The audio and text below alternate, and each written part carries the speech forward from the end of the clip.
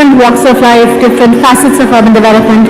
So without wasting time, I'll start by introducing the chair. We're very fortunate to have her. Dr. Sejal Patel, she's sitting right next to me. She's a professor and program chair, Master of Urban Housing at Faculty of Planning, CEPT University. She has more than 25 years of experience and has engaged in leading professional practice, research and academics in housing policy, participatory urban governance and urban planning and legislation. Thank you, Dr. Sejal, for chairing the session today. Our first speaker is joining us from Latin America, Mr. Washington Fajardo. Welcome, Mr. Fajardo.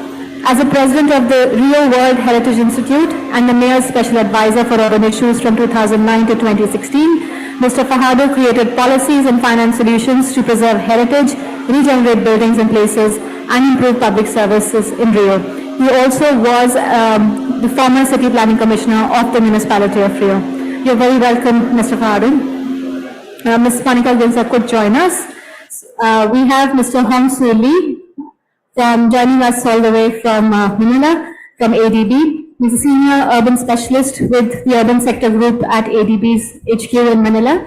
He's a smart city and housing expert with 20 years academic and practical background in urban policy, planning and development, including architecture to support bank-wide initiatives and projects in urban areas. Thank you for joining us this evening. Ms. Ahila Ganesan, she joins us as the Senior Director from Think City, Khazana National Balhad. Ahila is responsible for business strategy, development, and also heads the environmental and social flagships for Think City. She's also involved in various facets of nation building in the context of sustainable urbanism that requires collaboration with a wide spectrum of local and global stakeholders, including UNDP, UN Habitat, World Bank, and the Princess Foundation. I'm going to greet you in Bahasa. Salamat datang. And Dr. Lana Vinyanti. I'm not sure Dr. Lana has joined yet. You don't see her. Maybe I'll introduce her in a bit. Now moving on to the panelists that are in person, sharing the space here with me. Mr. Vijay Natkar, he's a senior fellow at WRI India. He helps as mentor to the Gujarat Urban Development Mission, Government of Gujarat, for Smart City and Amrit missions. He's prepared all 3 state-level annual action plans covering 31 Amrit cities during Amrit 1.0. And he's held several important roles within the state architecture of Gujarat. And previously, he was city engineer at Rajkot Municipal Corporation. So this is his home ground. Welcome. Our next panelist is Ms. Namrata Kapoor, a consultant, senior consultant, academics and research from IIHS. Namrata's current research looks at the effect of land price movements on the production and consumption of housing in Indian cities and its relationship to city planning practices and urban impoverishment. She's a dual degree in architecture and city planning from University of California, Berkeley. Welcome, Namrata. Our next panelist is Ms. Pooja Nandi. She's a fellow at HUTCO's HSMI as an architect with specialization in landscape planning and design with a work experience of more than 23 years. And prior to this stint, she worked as a landscape consultant with Design Cell and also with the DDA. Welcome, Pooja. And our final panelist is Mr. Girish Singh. He's a director with Rising Japan. He's an international director with the group and also the Rising Hongfa Group. They're known internationally in green building materials and technologies.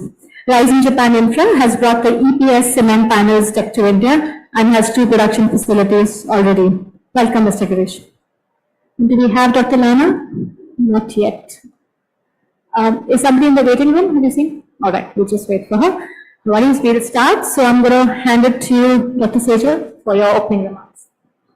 Thank you, Nancy. And again, once again, I welcome all of you, panelists who are here, panelists who are joining online, for joining us on this very important and very pertinent deliberation on what is the globally, what are the approaches and practices around affordable and sustainable housing. I thought that, it will be good to sort of set the context also in terms of what are we in the Indian context currently. These 2 so-called oxymora and how are we dealing with it, what are the policy instruments and landscape, and that may probably also help set the context for, the deliberations as we move forward. So As we all know, housing, we always talk about housing as a ladder. What is very interesting is in the Indian context currently, we have policy instruments which are intervening across all the steps of the ladder. We have what is called the social housing, which is more subsidy based, implemented through the four verticals of PMAY. But at the same time, there is also incentive-based affordable housing instruments, which are incentivizing the markets to also supply for a less catered segment. So simultaneously, there are all of these instruments, and as a result, when we talk about affordable housing, we're talking for housing for the absolutely, for the EWS to almost up to what is currently the MIG2 income ranges, So there is a lot of instruments simultaneously existing, and I think the cities and the countries that we are speaking with, I'm sure they will also be bringing on board some of these variety of instruments that are simultaneously existing. Other aspect of the basket of instruments in affordable housing is, in case of subsidy, we have both credit as well as capital subsidy programs meant for both supply side and demand side. We have some of these federal government programs we know currently in states like Odisha, MP and other states are also matched by infrastructure and tenure provision programs. And there are also a lot of additionally to inclusionary housing policies and inclusionary zoning and regulations, there are a lot of supply side incentives through the state initiatives also and local initiatives. So this is a wide gamut when we talk about affordable housing. And also the next is when we also look at the entire, so sustainability itself needs to be decoded. What do we mean by it when we talk about affordable and sustainability? I think in the Indian context, this is the entire pyramid of policy instruments.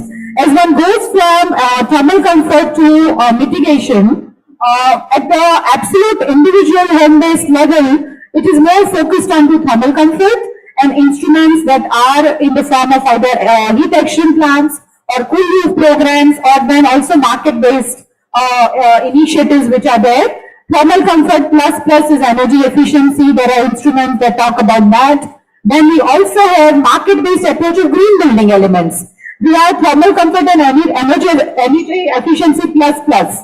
Then you talk about materials, indoor air quality additionally, and also talk about resources, conservation of resources and mainly water. And there are instruments, policy instruments, which are also incentivizing green buildings. And lastly, but not the least, we have, of course, climate resilience plans, which talk about various things and the goals, including NDCs. And there, the focus is more on mitigation and adaptation both. And so this is the full gamut. And along with this, we also have sustainable development goals.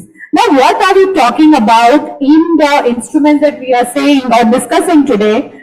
What aspect of affordable housing and what aspect of sustainability? I think to set that context, I thought this is important that we, if we can deliberate on how the two have converged together. Affordable housing initiatives on their own are fine. Any of these initiatives on their own are fine. But are they really oxymoron? Can they converge? Are they really oxymoron? And how, in your experience, have they converged? I think that's the whole sort of idea about this debate that we are having today. So with that, I would hand over to you, Mansi. Thank you, Dr. Sejal, for setting the context with all competing demands that this sector demands. And we'll first bring on our first panelist, Mr. Washington Pahadu. So our first question to you, of course, building on your distinct experience of working as a city planning commissioner intensively with the government structure and as a practitioner, what do you think is the role of national and subnational governments in designing and in delivering affordable and inclusive housing to the urban poor? The floor is yours, Mr. Pahadu.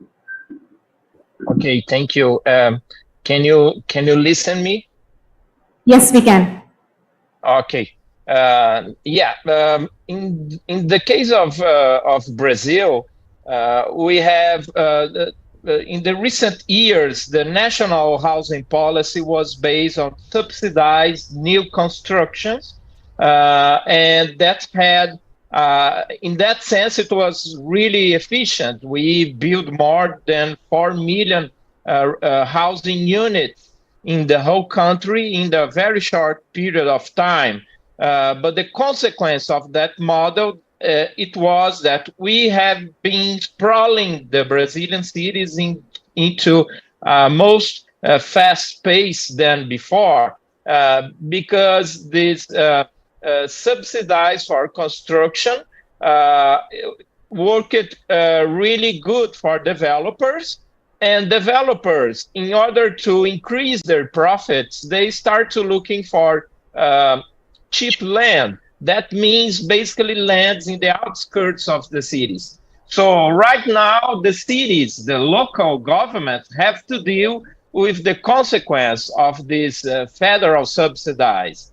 The work that I did in my city, in the city of Rio de Janeiro, was how to make possible to create affordable housing into the inner city, and especially how to make possible to increase the production of housing associated with mass transportation.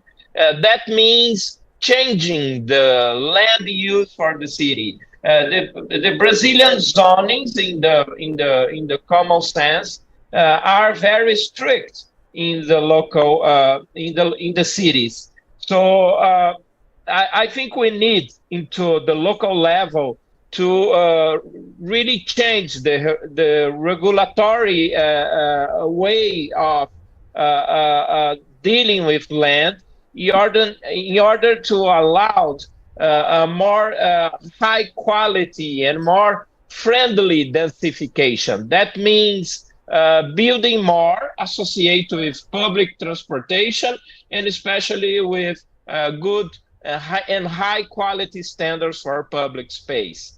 In that sense, we don't have a good framework into the federal government in order to support local governments. So that means, as a consequence, that we have some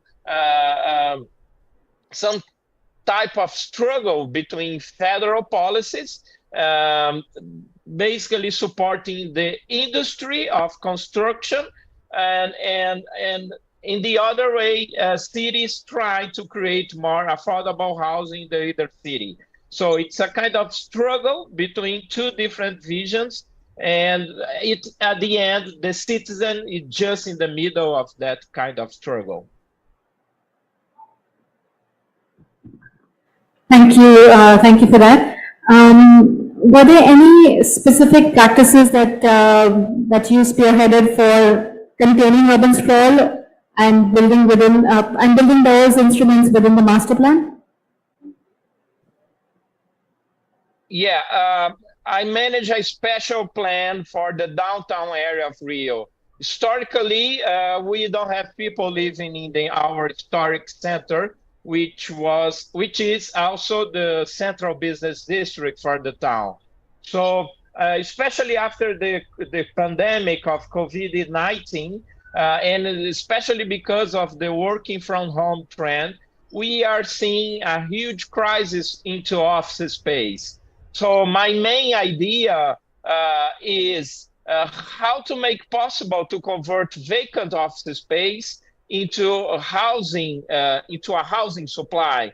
So I made a special plan for the downtown, a new law for the downtown, basically into a really quick explanation, basically giving a bonus to developers who convert office space into residential space, allowing them to build a little bit more in other parts of the city, where's the market would be better for them.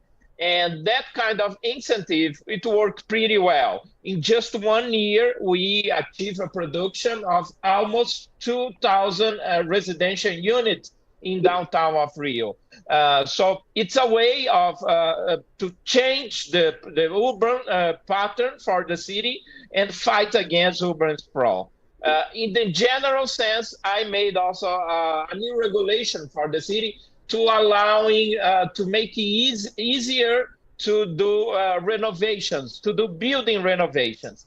If we really look for more compact cities, and that means also cities with a less carbon footprint, that means that we have to find a way to make to be more easy to do renovation than new constructions, because renovations are a really efficient way of reducing emissions into the construction industry. But sometimes the regulatory system make it easier to make a new building than making a renovation. I really believe that we should consider the existing urban fabric as a way of increasing housing production and avoiding consuming land, which means also consuming nature, in order to create new housing. Thank you so much for giving that experience from Rio, and also highlighting the dilemma, the both competing issues that you very succinctly articulated. Thank you, Mr. Fajardo. So we're going to do a huge jump from Latin America to Asia, and I would now call upon Mr. Hong Soo Lee from ADB. Mr. Lee, can you hear us? Yes. So your background covers a very wide spectrum of urban policy, planning and development. So, and with your experience at the ADB, what do you think is the role of development banks in South Asia to craft programs for sustainable and affordable housing? Yeah, thank you. Can you hear me clearly? Yes, yes, very clearly. Yeah, thank you, Ms. Mansi and Dr. Sejal for your opening remarks. Yeah, this is Hong Soo from Manila. Actually, thank you first, UN Habitat and Ministry of Housing and Urban Affairs for organizing this important session. Okay, regarding the role of the development bank, I would like to say broadly, is financial plus. The financial support is not actually enough. This is essential from the role of the development bank. And then we need two more, the plus. And then the first plus is about the knowledge sharing and capacity building. And then actually depending on the country, city context, it could be from NGO and community to even the central government levels. And then the second plus is the partnership. Actually, ADB has been working with many stakeholders. As housing is really complex, the character, and then complex sector with the economic, social, and cultural, environmental, physical, and financial ramifications. So, for example, for India, we are working with a number of stakeholders for financing housing construction and knowledge sharing and capacity building program, and then engaging the private sector for green housing project as well. And then actually we just published a knowledge product for adequate and affordable housing to review ADB's the last 2 decades housing related projects, including some of the project in India. And then is to provide the clear guideline for ADB as well as our members, including India as well. So please let me just summarize the essential principles targeting the vulnerable and low-income people in urban area. I mean, because considering the current demand and then clear potential impact from the collaboration with the development bank. The first one is we need to understand about the clear, how do I say, the character and support from sovereign and non-sovereign part. Considering the low income people, it's like LIG, EWS and LIG and market demand.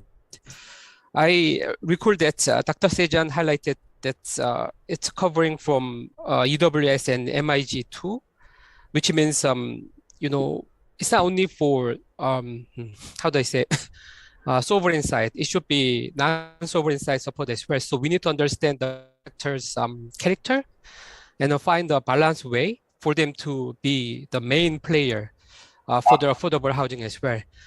Same highlighted by Mr. Fajado, it could be incentive or it could be subsidized one, but again, we need to understand what is the character of the private sectors to work with them. And second is the supporting housing policy. For example, housing sector assessments, highlighted by Fajado, land use planning, and then the urban planning is required. I mean, for what is the, how do I say it, vacant land, available land, reserved land for the housing, things like that. So, these kinds of housing sector assessment, taking into consideration of the planning is really recommended. And they should be undertaken before any kinds of housing related project, lending project. And it could be national, it could be city level, or it could be town planning, small low level as well, to be carried out for all the phases of the housing sector. And then third one is the institutional, supporting the institutional capacity.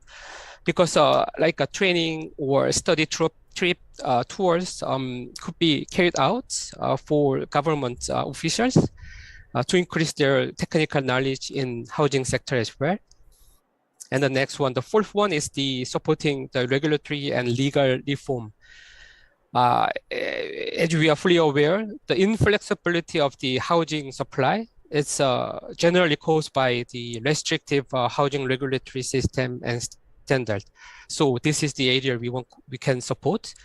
And the last one is the supporting low income and informal communities.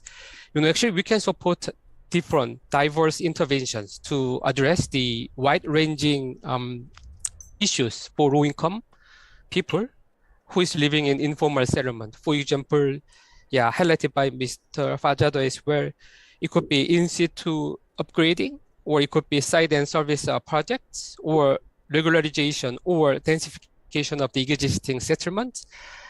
And if the site is under really extreme circumstances, community, the entire resettlement could be considered as well. Thank you. Thank you so much, Siri, for enumerating the different partnerships that ADB is forging, especially in the context of India and South Asia. That's very helpful and well received. I'll now move to actually South Asia. So, Ahila, my next question is for you. So, with your passion and experience in the environmental, social, and governance, or the ESG space, and focus towards climate adaptation, how do you see housing as a catalyst for urban renewal and regeneration? Thanks, Mansi. I'm assuming you can hear me. Thanks for having me. Thanks for having Think City in the panel. I'd like to say that first and foremost, we have to look at Malaysia from the context that we have been able to house most of our urban poor, right? So we have done a good job in that aspect from the days of our independence from 1957. So in that sense, we have done a good job. I think the key area that we really need to work on right now is more the livability aspect of the housing that we have provided, rather than the quantity, but the quality, right? That is where we need to kind of shift focus. And when you look at cities and urban regeneration specifically, you have to understand a city doesn't function without people. And you don't want to live in a city where it empties out at the end of the day because everybody has left from work and there's no life in the city. So that has happened in Malaysia before. Think City started in an island called Penang, for those of you who are familiar. And when they repealed the Rent Control Act, what you saw was prices started going up and people started moving out of the urban core. So then you need to try to bring people back to the urban core, because if not, a city is going to die. And as what Mr. Fajado mentioned earlier, is there any way where we could rejuvenate spaces that are already in existence rather than leading to urban sprawl? Is there any way we could do urban densification, urban rejuvenation, renewal, rather than building more and more in green spaces? And that's the approach that Think City takes. We look at urban renewal within the core of assets that we already have in cities that are already there, that have a history, that have a culture, that have people who have a sense of place, a sense of genius loci, if you will, right? And how do you bring them back? And I think that's where it comes into play. Now, in Malaysia, there is a very big difference between affordability and what the median pricing of houses is at this moment in time. So if your median pricing of house is very high, but your affordability is low, those two don't meet. And similar to what India has, we also have a two-pronged approach, which is one where it's subsidized by the government entirely, right? And that, I suppose you could say it's a context of social housing. And then they have what is called low-income housing or low-cost housing, which is subsidized by the private sector. So you incentivize them, similar to India, where you say, hey, you will get a higher plot ratio. And as such, you will provide housing for the poor. Now that works in a lot of cases if the scheme in play is in the city.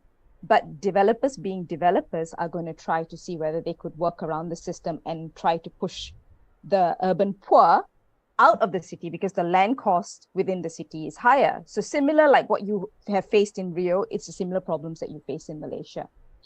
So when you look at this, perhaps the way to go about it is for all of us through these forums to see how we can crowdsource solutions for it, because there is no one right answer to it on how to do it.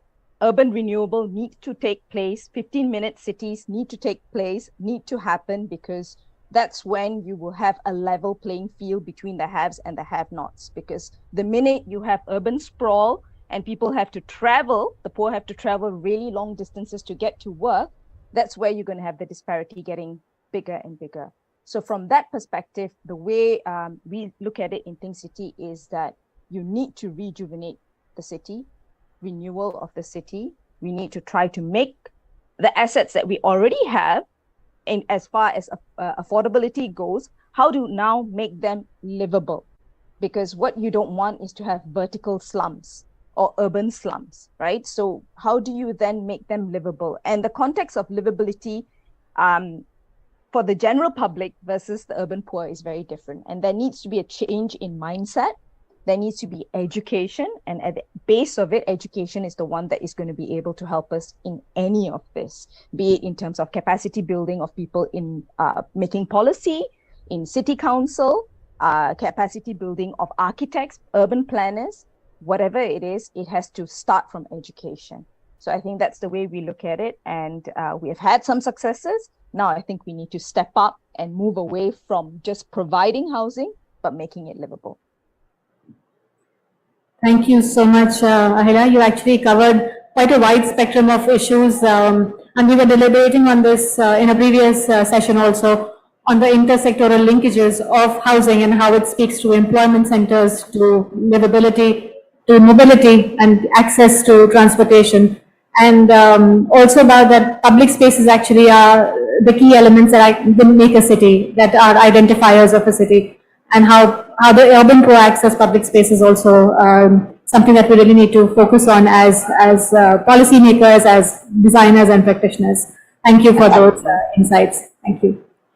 All right, so while we wait to see if Dr. Lana joins us from Indonesia, we will move to our panelists who are seated here in the conclave, and I'll move to Pooja. Pooja, HSMI has been very active in policy research and documenting best practices globally. So are there any examples that you can share which can be applicable to India as we continue to debate, deliberate and evolve to address this mammoth challenge of housing? And I think Pooja has a presentation. If you can bring that up. Thanks, Mansi.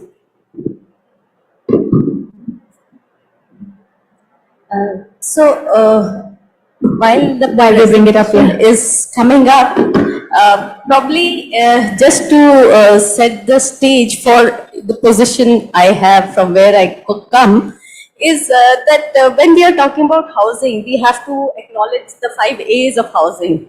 That is the affordability, the availability, the aesthetics, the acceptability. And these are some things which are globally required, which is not specific to India or Malaysia. And we are hearing from Mr. Fajardo of the Brazilian experience, from ADB's requirement of stakeholder engagement, from Ms. Ahila's talk about how climate is important for setting the context of this housing. And to add to this 5 A's of affordability, the 5 points, we also have to talk about inclusion. And in inclusion, we have to talk about spatial, economic, and environmental inclusion. So just like the World Habitat Day theme, that we have to mind the gap to leave no one behind. So the inclusion becomes as important in housing also. Now coming to the sustainability, Madam Sejal had pointed out the pyramid of environmental sustainability, and it's very comprehensive. In the Indian context, we may have to add one more thing, that is the embodied energy and therefore the materials, because though that is a material aspect, but it is as important when we talk of life cycle costs. Since I have been asked to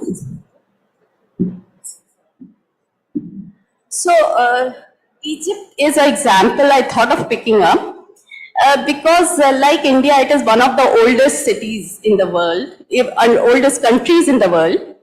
And if we talk about Cairo, now Cairo is a city, we can come to this. It is one of the oldest and largest cities, which has a population of 95 lakh, a very rich and very historic beginning with the Islamic core at the heart of the Cairo and Greater Cairo. It has its share of problems of course, informality to capital. They began with many measures which subsequent governments took. And in 2008, the Informal Settlement Development Fund was established, because the kind of challenges they faced were that 50% of the land and 35 unsuitable informal settlements had to be, let's say, redeveloped, relocated.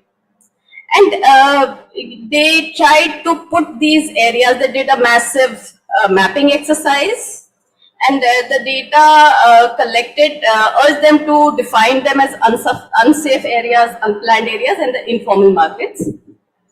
And the 4 grades of this kind of study, you know, they came to the conclusion that 5% of these unsafe areas were life-threatening. They required an urgent solution. They needed to be relocated, which is a no-no, but it had to be done. The second grade was where it was health-threatening. So a health-threatening situation is something that could have a mix of solutions of, let's say, relocating the people and then rehousing and resettling them back. The third grade was that there was no land tenure available with the people, with the residents. So the authorities had the option of either granting them the land tenure or making some institutional arrangements that provided them affordable housing with the tenure, which they so much deserve. And the fourth, of course, is that they could better the living environment, because now we are talking about livability. So the ISDF is something where the platform is an example which is really worth understanding, because the funds came from the central government, the banks, the ADB, and those funds were directed to governments, the governorates. And you know, there was a lot of stakeholder participation from GIZ, NGOs, CBOs, and through the local governments, they were able to function through the CBOs and NGOs to engage with the people. So one of such examples is Bulaq Al Darur, which is a GIZ developed block with 1.2 million population, 9 square kilometer area. which showcases the participatory development program in urban areas. But this Gulab Al Darur was in an area where the land value was very little. So what they did was they developed the Al Asmarat urban integration. It's a three-phase project, and in between the Al Asmarat and the city, they developed a service corridor of about 26 fedan. And this services corridor had workshops, social solidarity services, schools, youth and sports center, and commercial spaces. So that the new settlement of Al Asmarat, which was to house, all of the 4 grades of, settlements which I had talked about. So they were integrated into the urban core through the services corridor. So now, after the ISDF, the Egypt also understood after that 2011 revolution that the inequities of new towns, the spatial marginalization required a integrated development. So they moved from the ISDF to the UDF, that is the Urban Development Fund. And with the Urban Development Fund, they came in with new tools from UN Habitat, GIZ, capacity building, classification as per the UN Habitat, which was quite similar to ISDF, but yeah, it could be integrated. Public sector partnerships, planning, strategies and policies, and NGOs. And under the UDF, they had 4 strategies for new development of areas. They had strategies for revival of the historic core, and they also had strategies for the informal markets. Because that is, culturally and traditionally the way the Egyptian markets work. So the new administrative capital is one such project of the UDF. Now what is interesting is that it has a very beautiful central landscape, which is, let's say, 5 to 6 times the Central Park, New York. So learning from just one country which is similar to India, there are key takeaways that the institutional framework of ISDF is worth studying. What is important to understand here is that the in situ rehabilitation which they tried, whatever degree of success or failure, there may have been success, there may have been failure because the designs were not in some very tuned to the cultural and traditional context of Egypt, which is a very beautiful, which has historically beautiful houses, the Karim houses, and Hassan Fathi is one of the exponents of that. So, but it is worth studying that, in situ rehabilitation, rehousing, service corridors. And when we talk about the movement from ISDF to the UDF, we talk about not just settlements, we are talking about the entire urban public facilities and basic services. So what triggered or what supported this transition was technical and administrative support, capacity building and enhancement of employment opportunities. And that is something India can replicate through, again, an integratory approach. We are talking about Smart City Mission, PMAY, Swachh Bharat Mission. Can we integrate them? So integration of NULM and beyond PMAY, let's say, just for one small thing like providing jobs. So another thing is locally, contextually important building materials and technologies are strategies which work very well in some of the in situ development. And we have to remember that the dwelling units constructed today will transform.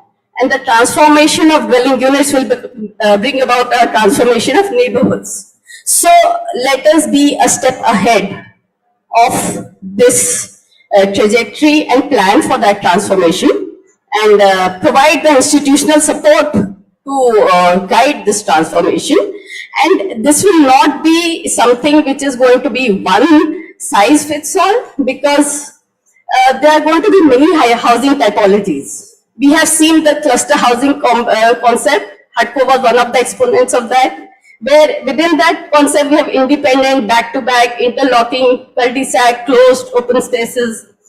And so it is going to be different for different populations, densities, climate zones, regions. And amidst this all, we have to remember that we are talking about the urban living habitat. So we are talking about universal access and mobility. A transport policy has to be integrated. We have to talk about the pedestrianization as opposed to, making vehicle-centric land use policies. We have to be talking about form-based codes. Green housing is important, but also embodied energy is important. And we here are talking about universal design because we may be very able-bodied, but after 50, after 60, 70, each person will be requiring more assistance than you do now.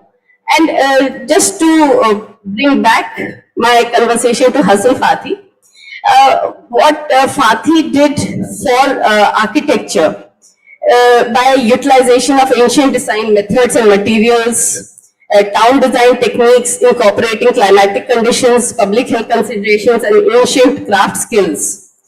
Based on structural massing of ancient buildings using dense brick walls which have a high decrement factor, traditional courtyard, passive cooling.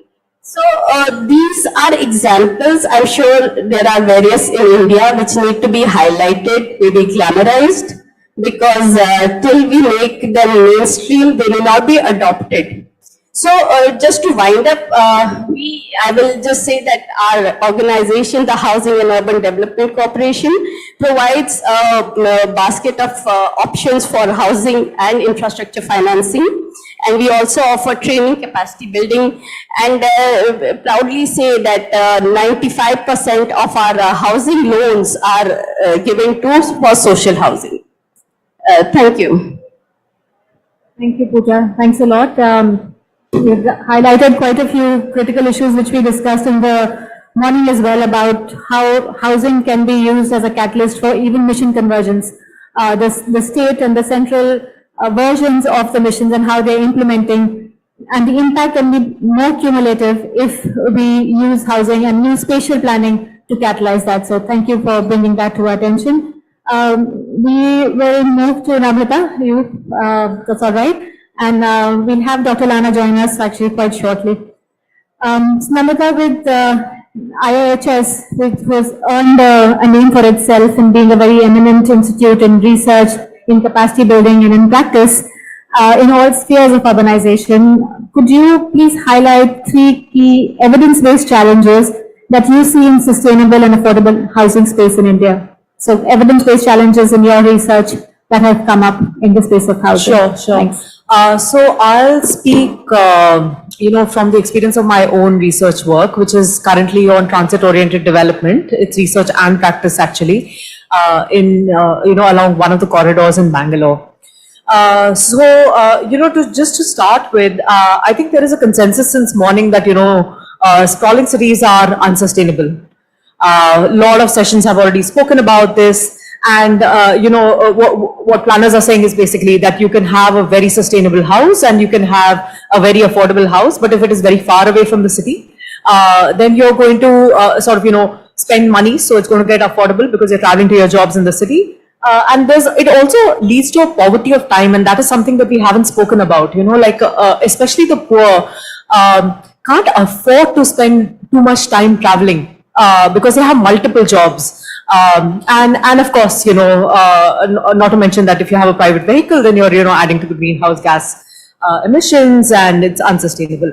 And planners basically now agree that, compact development around mass transit is the way to go ahead. There's a talk about 15-minute cities, so that you get around much quicker, faster, and you live around mass transit through something called as transit-oriented development. The latest IPCC report speaks about it. There is a national transit-oriented development policy. But the crux of this entire thing at the end of the day is that we have to make sure that people who use this transit live close to these cities. And that is a difficult challenge actually. So low-income housing, middle-income housing are the people who are going to use your transit. But they're the first ones who have the propensity to get gentrified from these zones, this happens. Now, I'm going to speak about the Indian context, and there's something peculiar about the Indian context. that leads to this happening as well. Okay, and let me talk about a couple of things. So the first thing being that metro in India, like I'll speak about the metro, although mass transit can be of many, many types. I'll speak about the metro, okay? Metro in India is built on existing infrastructure lines. So you'll see an outer ring road and the metro comes on that. The increase in land price actually happens in two steps. The first is when that outer ring road is built, and the second is when the metro is announced, not when the metro is built, but when the metro is announced. So if we are going to wait to build affordable housing after that metro is built, we miss the boat. You can't do it through market means because the land prices go up very, very high. The second thing is that metro in our cities comes up after the development is done. Now, this is very crucial because there are, there are solutions in urban planning. They will say inclusionary housing karto. Inclusionary housing is a way to kind of build, affordable housing. What is inclusionary housing? Basically, whenever a development of a certain size comes up, so let's say 1 acre and above, you say mandate 20% of this housing to be low income. Now, this is actually a very good idea, but what happens is that if that land is already built upon, people are not going to pull that down and then, sort of build inclusionary housing over there. Like it is already blocked, right? Like it is ossified to some extent. The same works out with FSI increase. If you do FSI increase after the metro comes in, and this I've seen in a lot of cities policies, they'll say after the metro comes in, you'll get an FSI of 4. And I guess they are trying to safeguard the fact that maybe the metro line will change or something of that sort. But the thing is that development happens way before that metro comes in.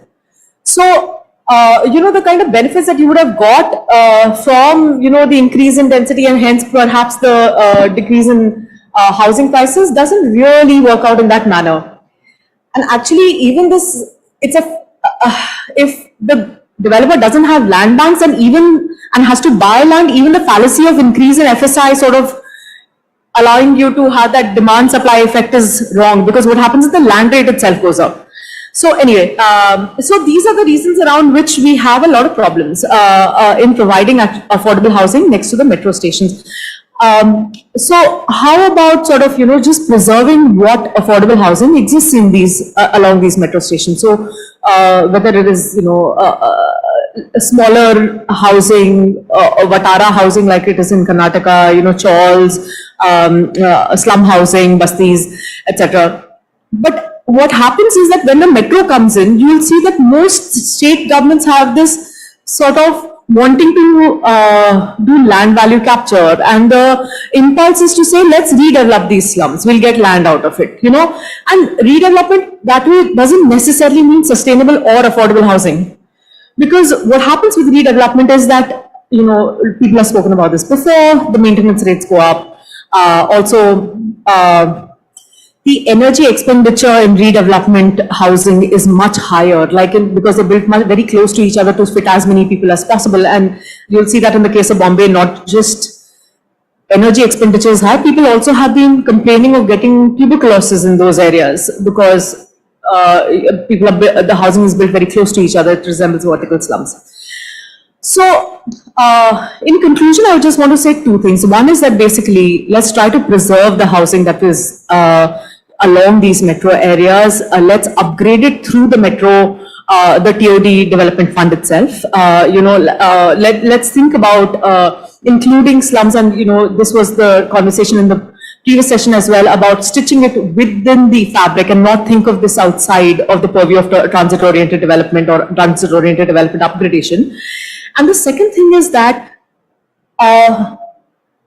the government should think about doing land banking very seriously for future projects, but let it not think about every single land bank as land value capture through highest and best use. Because what happens is that is where the first casualty of something like that is affordable housing. They will say, chalo, affordable housing nahi karte, ispe mall banate hai, because that's how we'll make the most amount of money. Or, we'll sell this land to some other agency that will probably do something like that. So, just keeping these two things in mind, let's preserve affordable housing. Let's think about future affordable housing through affordable housing zones. We heard about Brazil in the last panel as well. basically, let's not think about highest best use for all government land parcels. That's what it's. Thank you, Namrata. We actually heard this in a session right before this also, and in the morning session of recognizing and appreciating the social function of land. That land has another responsibility, not just the highest best use in terms of monetary gains and real estate development. So thank you for bringing that to our attention, and it's actually quite heartening to see that conversation happen multiple times in this conflict. Thank you. And my sincere apologies, Dr. Vayanti. First of all, let's welcome you to the panel. Can you hear us, Dr. Vayanti? Are we audible to you? I don't think so. Can you hear us? Yeah. All right, while my colleague Adishri, she checks with Dr. Vayanti, we'll move to... I was on mute, sorry. Sorry, all I right. can hear you. Thank you. Thanks a lot. Yeah.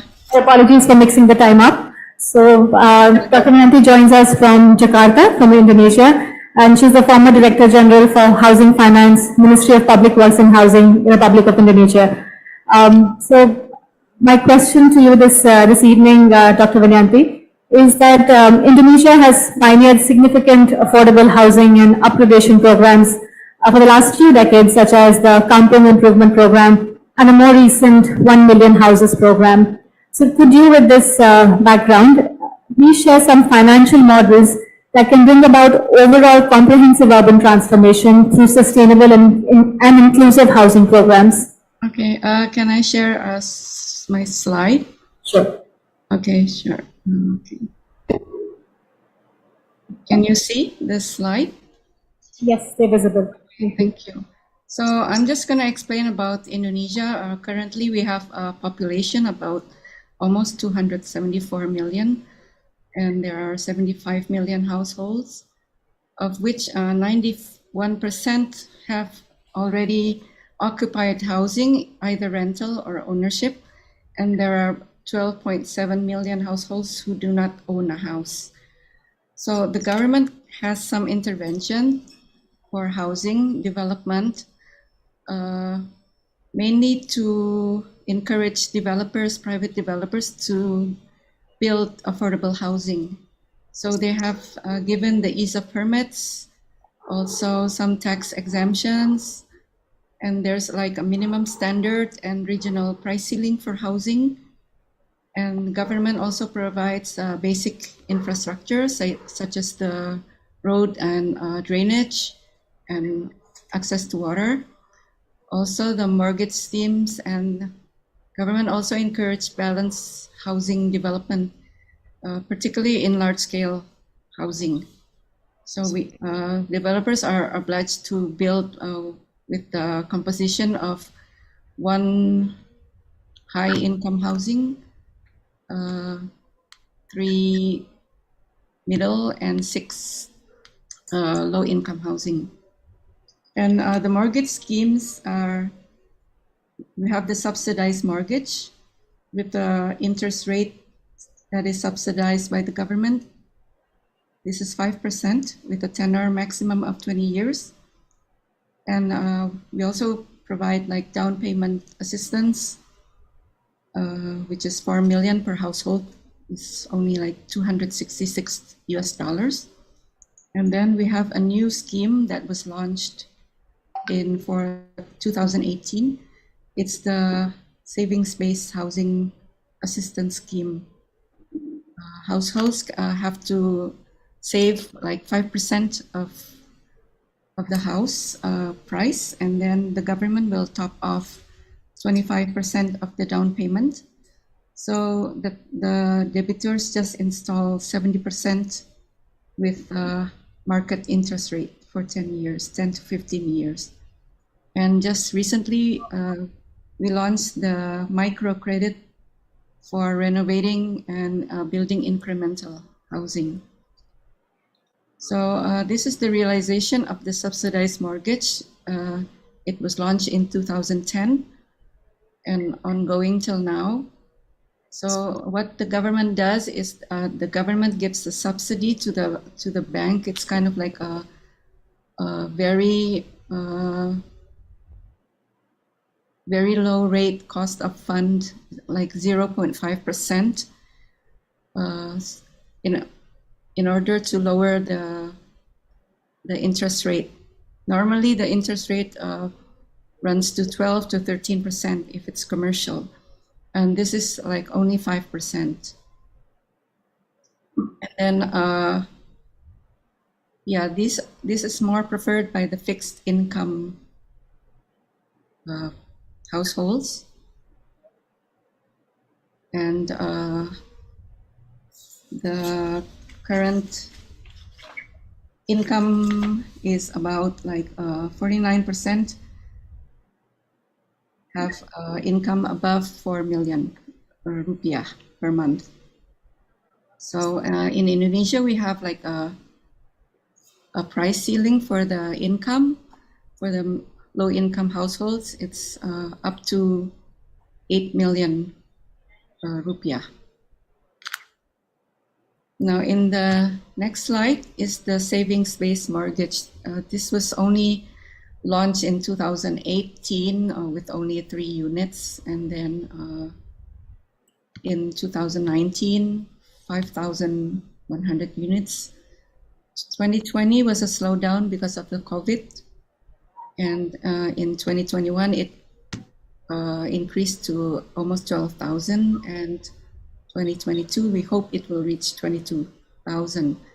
Now the saving-based mortgage, we really wanted it to be more targeted at the non-fixed income households, but during its course, it's more the fixed income households that are accessing this mortgage. And we also launched the housing microfinance, which only gives like 50 million to build their house incrementally or renovate their house. And this seems to have a high demand. Now, in addition to this, we also have improved the digitalization of supply and demand. So we created these applications. There are mainly 3. Sireng is the registration of housing developers through associations. So only associations can register their members. And then Sikumbang is information for developers, so they can upload the location of their housing units, their site plan, the unit size, price, availability. So that's on the supply side. And on the demand side, we created the database for Sikasep. It's information for the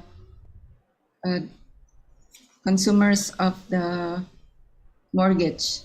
So what it actually does is document the database of consumers, their ID number, age, income, preference of location. And we work closely with the Ministry of Home Affairs that have the national ID database. So this becomes like an integrated database for subsidized mortgage. And it has many benefits because we can quickly know where there's an oversupply or undersupply of housing units. And we can know the highest purchases in housing and also the demand of housing. So this has been quite an advantage, especially during the pandemic. Many people bought the houses online by choosing. So when you already apply for the Sikasep application on your phone, you can gain access to Sikumbang and get information of the available affordable housing units. So I think there are still problems though in this system because from that population of 270 million, 60% live in Java, and 70% are in West Java, Banten, and Jakarta. Now you see here in this map that there have been since 1990s large-scale housing development. There are numbers below, 1 to 27. That's the list of the large-scale housing development that's surrounding Jakarta. Now, in the 1990s, the Ministry of Housing issued like a decree that all developers should build in accordance with the 136 proportion of housing. Initially, several large-scale housing built the low-income housing, but that was like 25 years ago. And now there's still problems because of the high increase of land. The chart above on the right, since 2008 to 2016, there has been like a huge increase of land price in, I'm looking at the western part of Jakarta, in Tangerang Selatan and BSD. So, sorry. So there have also been cases of urban sprawling, and these increased land prices also pushing the affordable housing further away from urban centers. And also there's lack of comprehensive planning between the infrastructure, especially the transportation with the infrastructure for housing development. So you see here that there's not yet been cohesive planning for housing. And although there have been the digitalization of the housing, that helps a bit, but it really needs the intervention of comprehensive planning. So I think that concludes my presentation for. Thank you, Dr. Vanyanti. Just one question. Could you explain about the 136 housing that you were just mentioning? Yeah, so 136 is like for each large-scale development. Let's say if they have a minimum of 500 houses, so the proportion is one for every one high-income housing built, there should be 3 middle-income housing and 6 low-income housing. What happens is during the initial stage of when it started development, developers would target the low-income households, but once land prices started rising, they would switch to the high-income and medium income housing. So in the latter stages, the low-income houses are pushed further away from these large-scale housing developments and more to the further away from the main roads. So that's what happens. Thank you. Yes, we see similar trends as a few speakers before you also have explained this. See similar trends in India also. I think it's a common feature. But thank you so much, Dr. Lana, for your insights on the Malaysian, not Malaysian, sorry. Indonesian. I am thoroughly confused between the two cities today. We're neighbors. Yeah, and I lived in both cities, so I'm quite privileged there. So thank you so much. We actually saw a few similarities with the mortgage schemes and how we operated in India as well. And I think we'll, when we summarize the session, we'll throw more light on that. But we appreciate your inputs. Thank you. All right. So moving from Indonesia back to India, Sri Vijay Adatkat, I'll be, my next question would be to you. Bringing focus back to design of affordable housing projects, could you enumerate the importance of intersectoral linkages that we've spoken about earlier as well, that we should bear in mind when we design these pockets of urban poverty within the urban centers? What are some design features that we need to take care of? So, like say, I was like earlier with the lecture class about 100,000 houses in the Gujarat, and then like say really constructed about 10,000 in like say in Rajkot itself.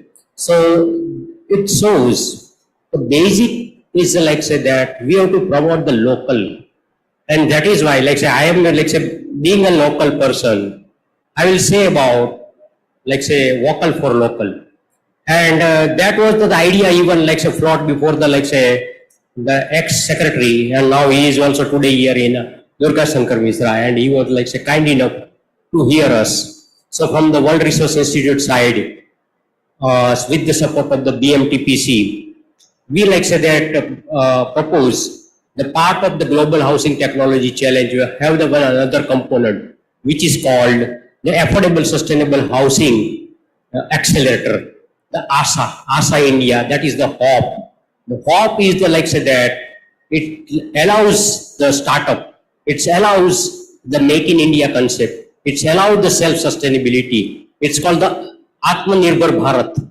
And then that time like say we said, why not like say make some kind of guidelines and like say promote the people who can like say associate in the two way. One, there are the some people who will have some kind of idea which can be like say facilitated in the two way. One, and the ground reality in the mass housing scheme.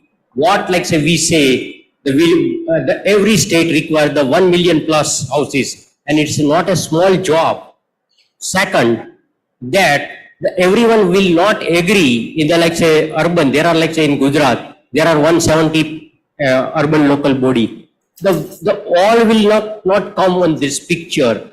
They will say let like say allow our houses to be constructed ourselves. Like say that the smaller institute can help us, but for that this is the individual houses, but please guide us to give some kind of technology. So one is for the big housing with the like say some kind of design concept, and this design concept can be do in the like say mass housing scheme.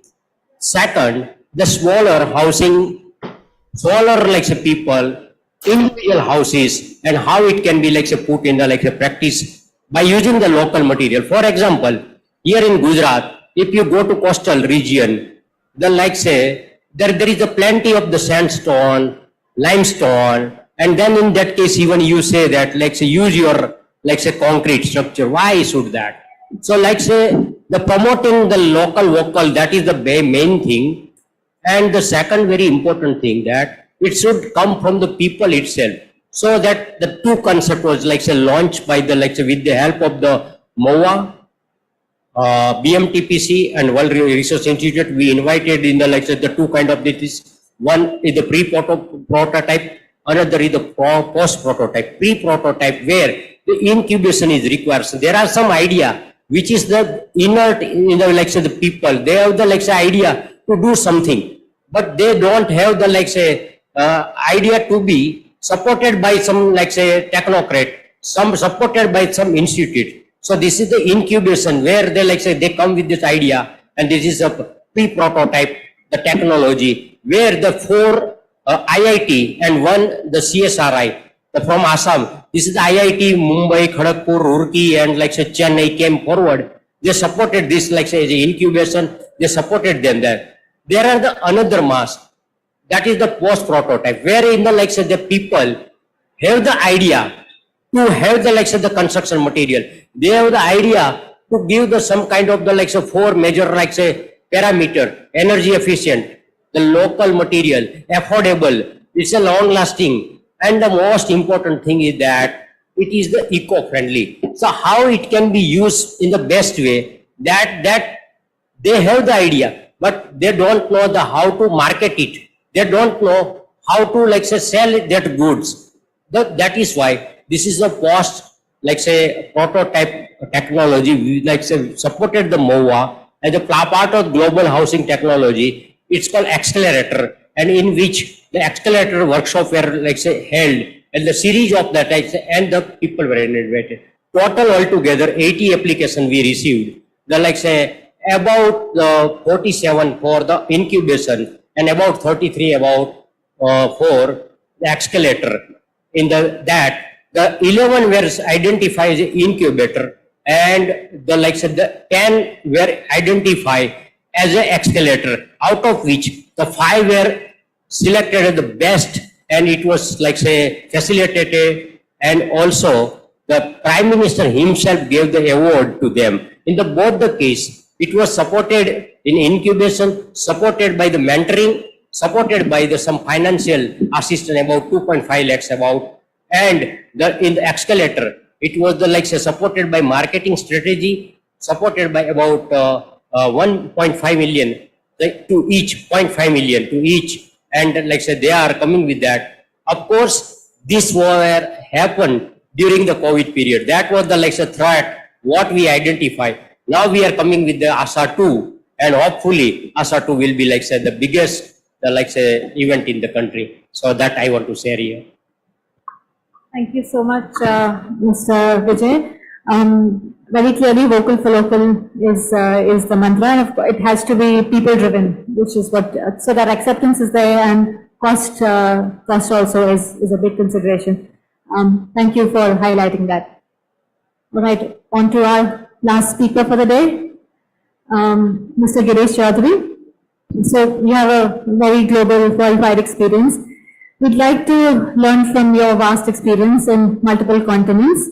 What are some newer technologies that can be applied to India to make affordable housing projects sustainable and inclusive? Thank you very much for having me here.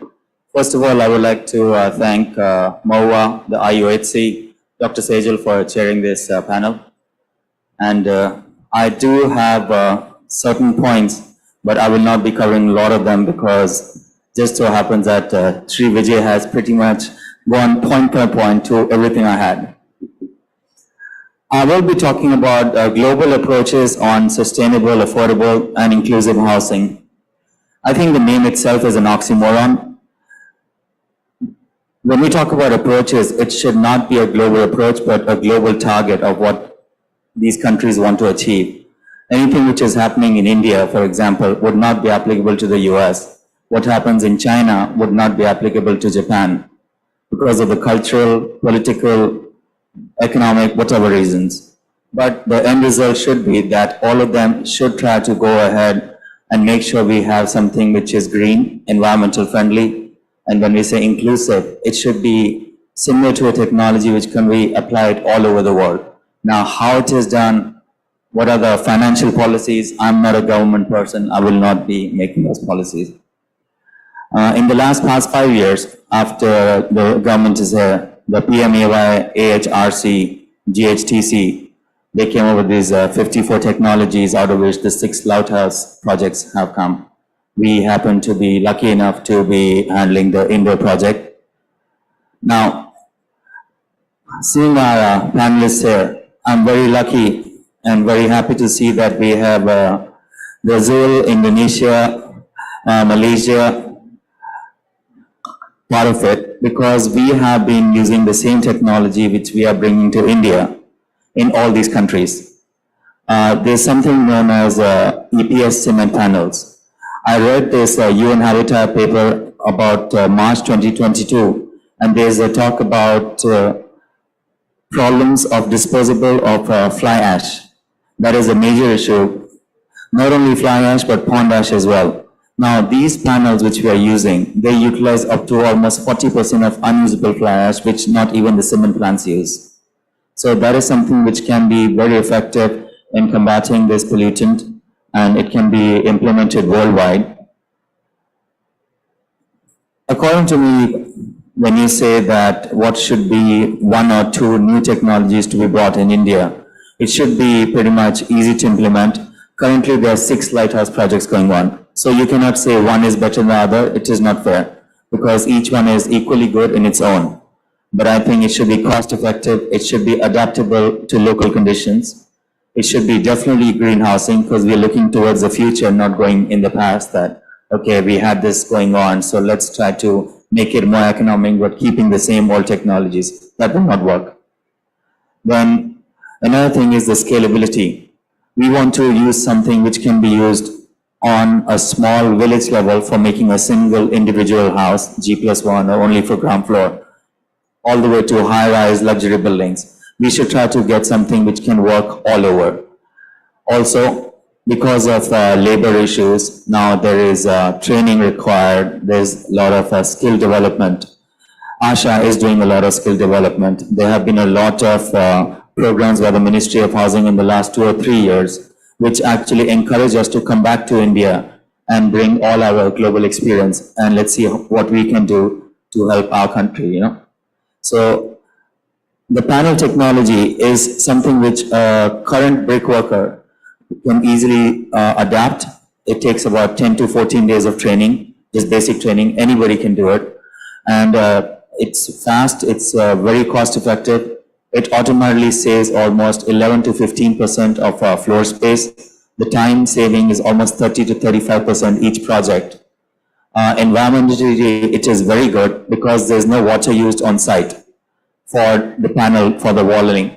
Like in India, currently when we use brick, we have to put cement, we have to put plastering, we have to spray water on it continuously, leave it for 28 days. Everything is factory made. So it is extremely efficient. It takes 6 days for an entire wall to be completely ready from the first part where with the fittings and everything is done. We have done projects in Africa, we have done projects in Malaysia, we have done projects in Indonesia, and affordable, high-rise luxury projects, it is all feasible. The second technology which can be very good for India is using recycled tires, recycled rubber, recycled tires. I was currently, just a couple of months ago, I was in Dubai for the Expo 2020, and I noticed, I did not see the stalls, I did not see what all they have made, which was nice.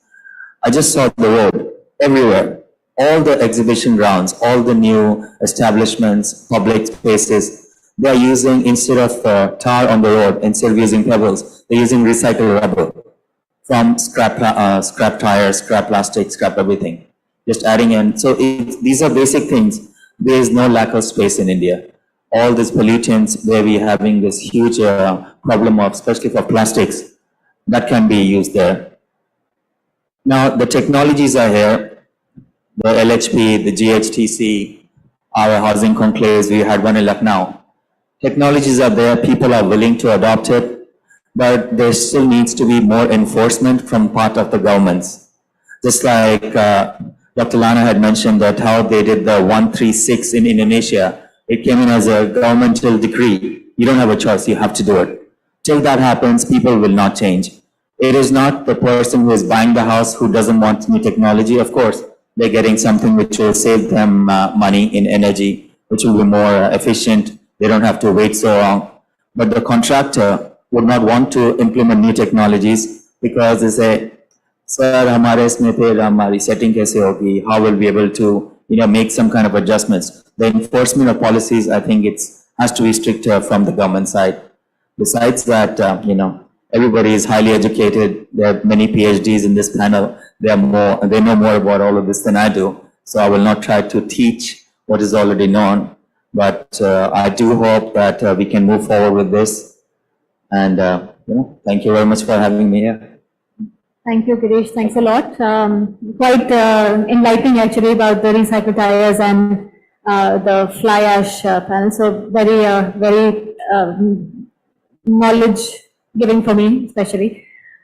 So we will just open up the floor for questions. If there are any questions for any of the panelists or amongst the panelists, if there are questions, even the panelists who have joined us virtually, in case you have any questions for each other, please unmute and you can ask. We have a few minutes for that.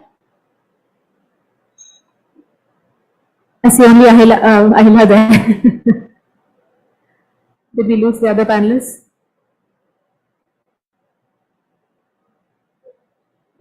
I actually had a question for Dr. Pooja. Sure, please. I saw the presentation about Egypt, about Cairo and all the cities. Now, how difficult would it to be implement something similar in India? Because culturally, physically, environmentally, there are a lot of things which are similar between Egypt and India. So the challenges between India and Egypt are quite similar. But Egypt had the added handicap of, the kind of governance it had. And the revolution which was, it was brewing because of the public space inequity, and which was just a symptom of the kind of inequality prevailing in their urban spaces.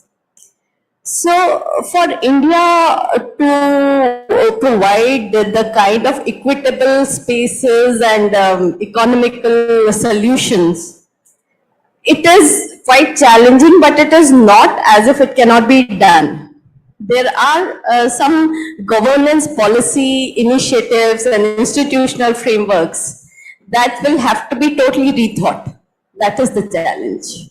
Till that kind of a transformative approach is taken up for integrating all the solutions and, working bottom up, till such time it will be, and but the advantages, let us not forget, we have a lot of advantages.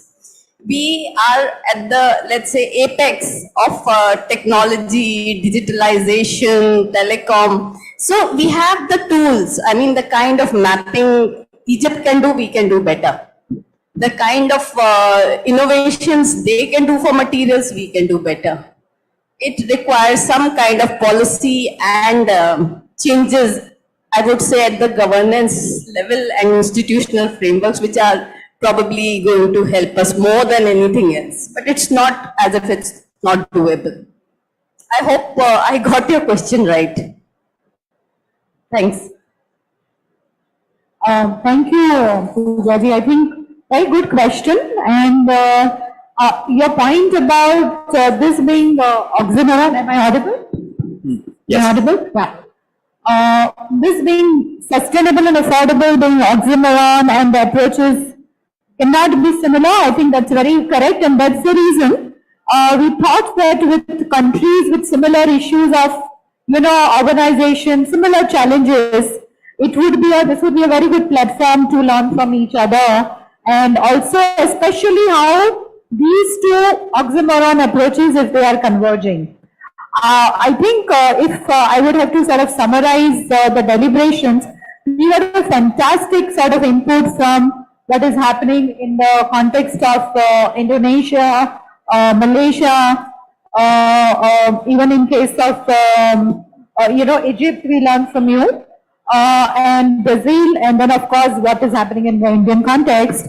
I think the key takeaways for us from Mr. Washington was that there is a national housing policy which focused on more of provision of subsidized housing by the developers, but it happened to be more on the outskirts, and hence the challenge that you took on through regulations and other instruments to ensure provision of such housing in the within the limits of the city, so that the mobility is not that much of an issue.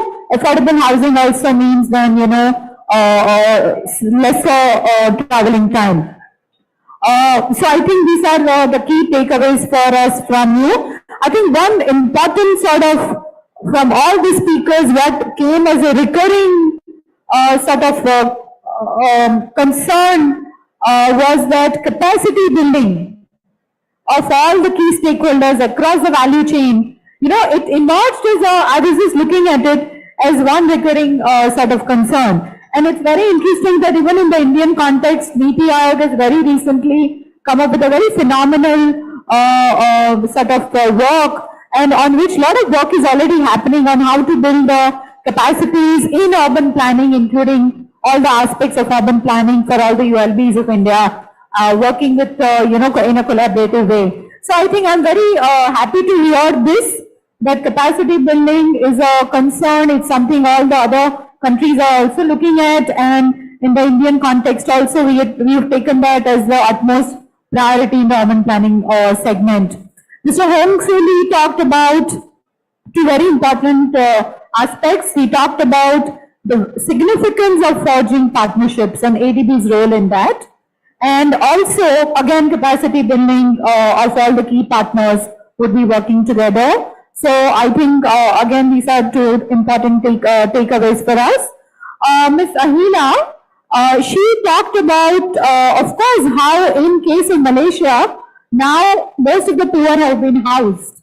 And so the focus has shifted from maybe quantity of provision of housing to actually the quality of housing and livability. And so, it is actually moving from housing provision to rather, larger habitat creation and creating and providing basic services, mobility and good quality of housing. So I think this is hopefully few years or decades down the line with such concerted approach. I think this is what India is in the right direction. The scale is much more, but I think we are also looking at heading in that direction when all the poor will be housed in the country. Ms. Pooja talked about very interesting how in the case of Egypt, there is a shift from ISDF to UDF. So looking at informal settlements upgrading to urban development frameworks. And I think interestingly, if we also track India's journey, in the time of Ray, we were talking about slum-free city plan of action at the city level and creating those frameworks. Whereas now we are talking about housing for all plan of action. So, similar trajectory or journey has also been, followed in terms of the policy imagination from SFC POA to housing for all. And I think, that is where I see a lot of this thing. Again, you talked about the move from housing to habitat basically in that process. I think, so that's, again, one sees a lot of similarity and synergies there. Namrata raised very important issues. POD usually leads to gentrification, and how can you ensure, and you also have recommendations from your evidences. I think these are very important points.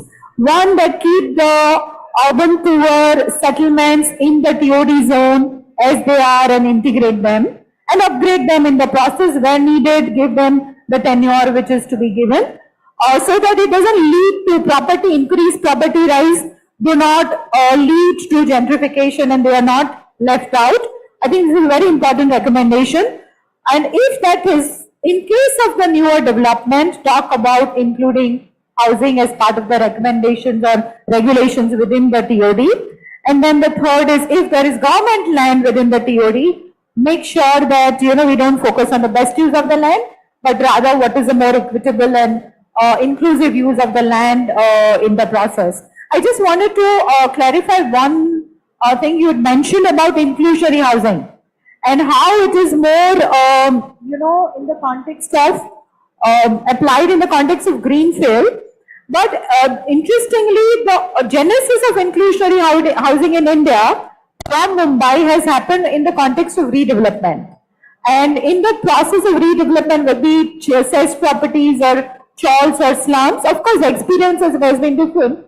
And I think, but it is this one solution which is there, and cities are grappling in their different ways to work with this kind of policy instrument. But they are there and they are in practice. No, absolutely. I agree with you. In fact, it's one of the only few solutions which is, focused on urban areas. And I agree with you. Where it happens well. Right. My only thing is that if it is already built upon, it's very difficult to ask for inclusionary housing out of an already built area. That's all I was saying. Right. Yeah. Thank you. I think Dr. Lana's presentation was wonderful. It was great. It was very elaborate, and I could again see so much of synergies between the work, or the policy framework which is happening in Indonesia and also what is there in the Indian context. So, Dr. Lana, you talked about the government interventions in the form of ease of permits, and I just thought that I would also like to, come in here and talk about how under Amrut initiative, ODPS, which is improving the ease of construction permits, has been introduced in the last 5 years, and it is bringing in the ease of securing construction permits in the country quite, it's bringing in that ease. and it's implemented in close to like 2,500 cities in the country. So I think, again, very heartening to see, that is, similar attempt. Then tax exemptions for affordable housing. I think again, as I mentioned in my earlier presentation, we have both income tax as well as the federal taxes, income tax and GST tax exemptions for supply side to enable them to sort of provide housing. So there's similar instruments that we are also looking at in the Indian context. Infrastructure provision, absolutely. So how to deliver service land to the markets. I think that's very important, and that's what also is a focus to all the planning frameworks that we have in the country. And mortgage schemes, we have a CLS as a mortgage scheme now, and I think the outreach has been pretty good. It has close to 5 million uptake, and hopefully, and what is very interesting is the digitalization of the supply and demand. I think we would love to explore and understand that more about how the Serang, pardon me if I got the pronunciations wrong, but Serang, Sikumbang, and Sikasep, if you know how they have been implemented, I think these are great examples for us to also look at as we are putting in place similar systems at the state level. So thank you very much for those insights. And Mr. Vijay Anadkar talked about all the involvement of WRI in the ASHA and how ASHA is trying to bring about as an initiative of the Government of India to incubate some of the technologies in affordable and sustainable housing.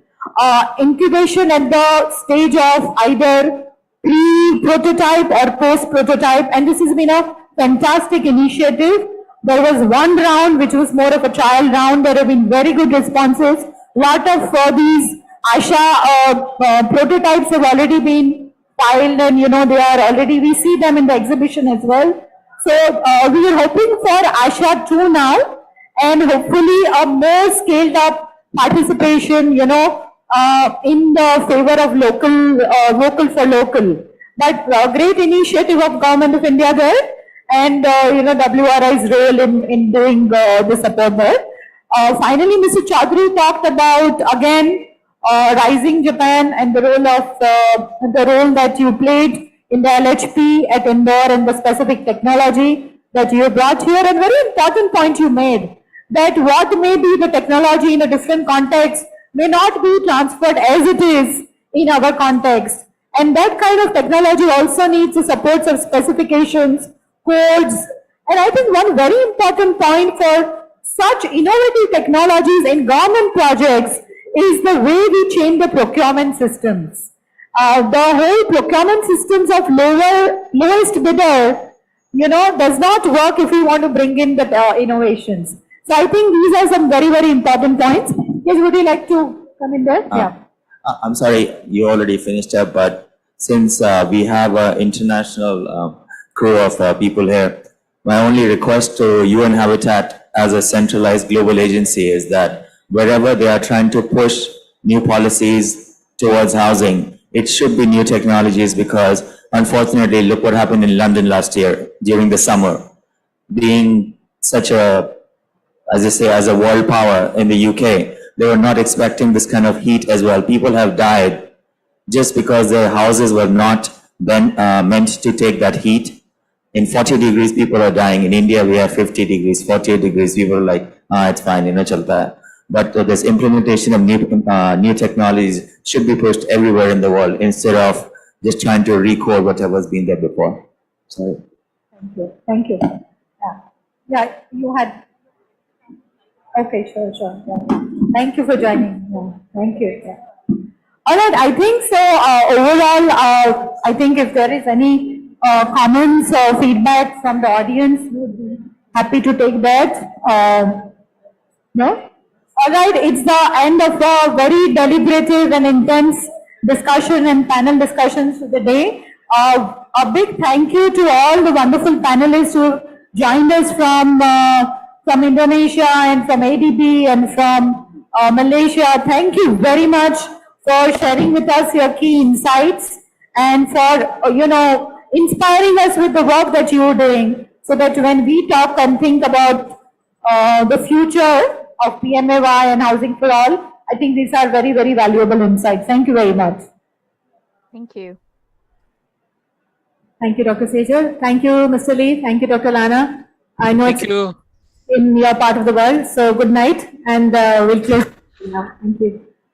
Thank you. Thank you Bye. so much. Yeah, bye.